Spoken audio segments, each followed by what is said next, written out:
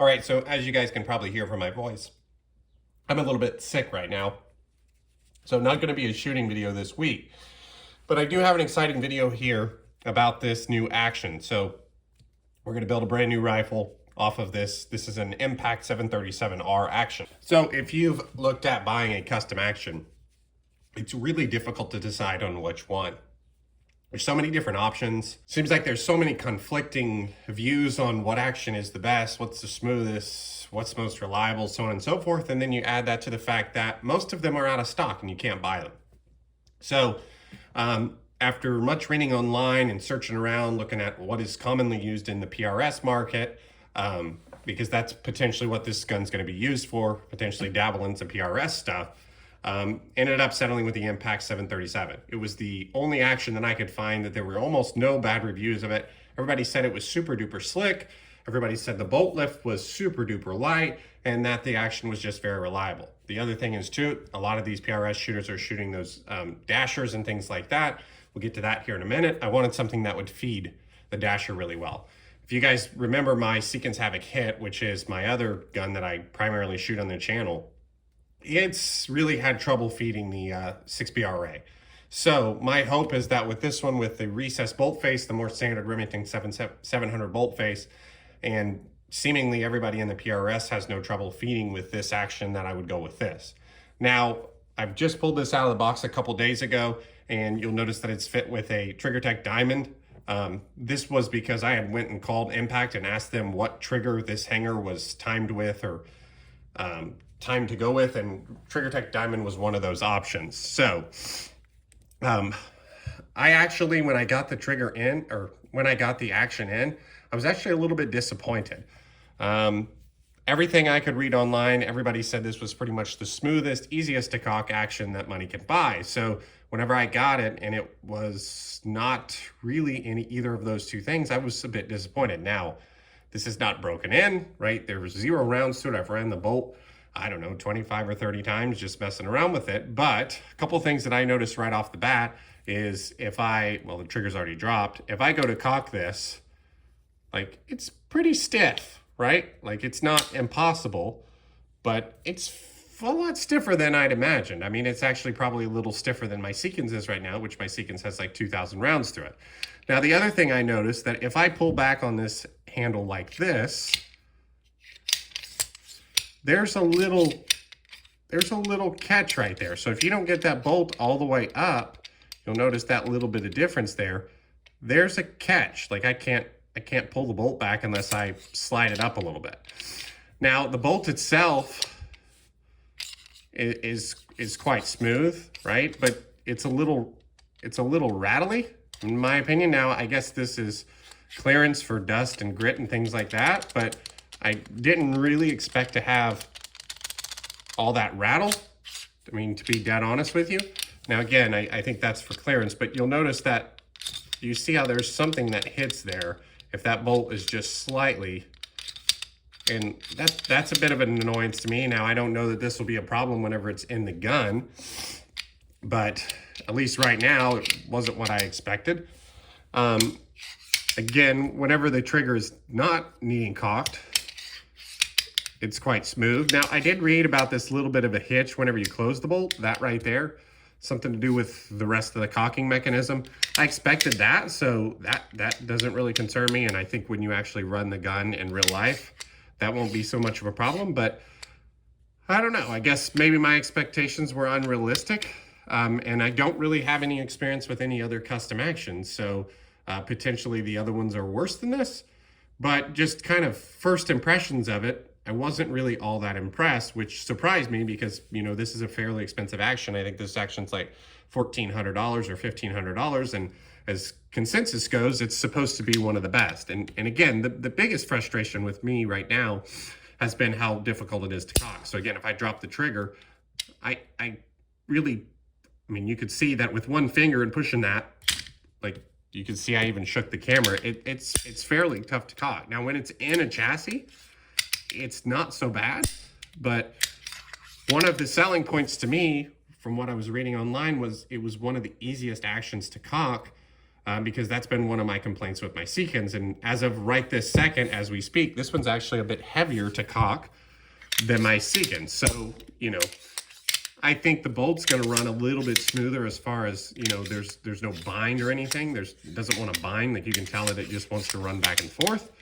But my initial impressions were a little disappointing. I'm kind of wondering if maybe I should have went with a different action.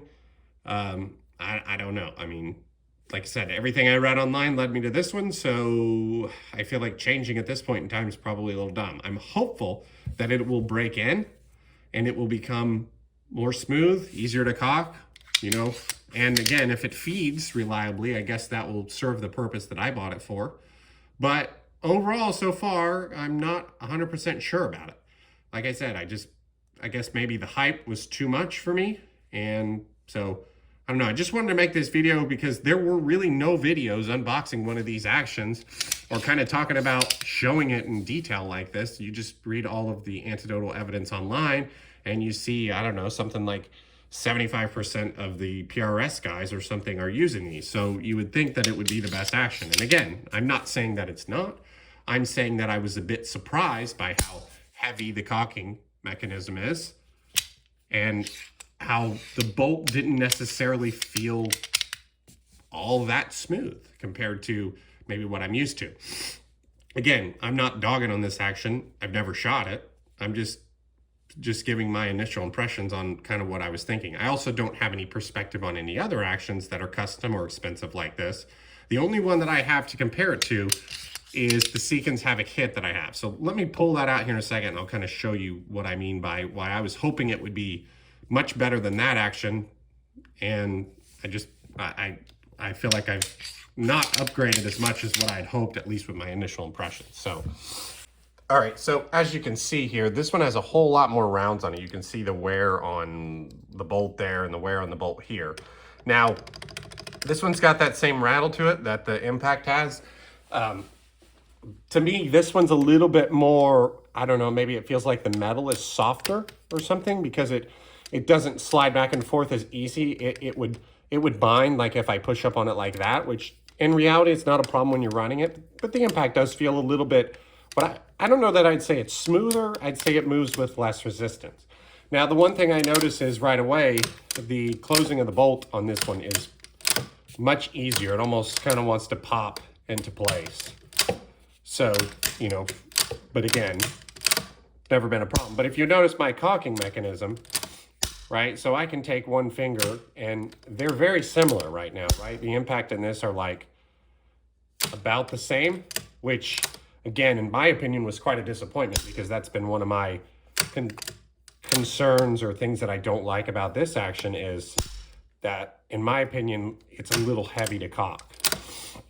Again, this isn't really a good comparison because this whole gun is like $1,700, including, you know, not this barrel because I spun this barrel, but the action, the chassis, a barrel, everything is like $1,700-1,800. So to me, I just really had hoped the Impact would be, you know, light years above what this one is. And right now, like to cycle the two actions, you know, I don't know that you'd pick this one up and say, oh yeah, this one cost half of what the Impact costs, which to me is just a little disappointing. Now, this is an unfair comparison because this gun has probably 2,000 rounds on it. So the bolt's been run a lot and it's smoothened up a lot. When this was brand new, this did not feel like the Impact. This felt significantly worse. The bolt lift was significantly heavier. So again, I'm sure the Impact will kind of lighten up and smoothen up over time. But again, just from my perspective, reading online, I had really not expected a big break-in period with this Impact. So anyway, sorry for the kind of the rambling rant of a video here. But essentially, we're going to build this gun and we're going to really hope that this thing smoothens up over time. Now, you guys might ask, I put the same lube on this one that I did on that one. This is Hornady One Shot on the bolt, and then just a little bit of grease behind the lugs. So it's not like it's an unfair comparison as far as lubricity goes. The only thing I can point to is the fact that this one's brand new, and I guess it's going to need broken in. Again, my opinion of a custom $1,500 action was that it was going to be tip-top from the start. Now again, maybe that's unrealistic. This is my first custom action. But initial impressions, I was just a little bit disappointed, and I had kind of wondered maybe if I should have bought something else. So let me know what you guys think. I mean, have you guys had this experience with custom actions that they need the same kind of similar break-in that, you know, some of the cheaper actions need? Do you guys think this is abnormal for how stiff this bolt is to lift? Do you guys have any ideas on, you know, what I should do? Again, I called Impact, and basically they just told me to throw a TriggerTech diamond in it, and that should fix the problem. So, you know, did that help? Maybe, but again, to me, that's like, and it's just not, you know, it'd be one thing if it was stiff, but it's just not, like, it's kind of gritty too, the caulking mechanism of it. So again, I threw some lube on the caulking ramp like I was told to, and I don't know, it just, so far, I'm not near as pressed as what I'd hoped I'd been. So again, sorry for kind of making this rant of a video. I'll obviously update this because we're going to build this gun and shoot this gun, and hopefully it gets better. So hope you guys enjoyed this one. I really just made it to kind of get your guys' opinion on what you think. Because, you know, should I send it to Impact? Like, should I have them kind of go through it? Because it seems like something's, I don't know. All right. Well, hope you guys enjoyed this one. Like I said, no shooting this week. Hopefully next week we'll get to shooting. Hope you guys enjoyed this one. Thanks for subscribing. We'll see you next time.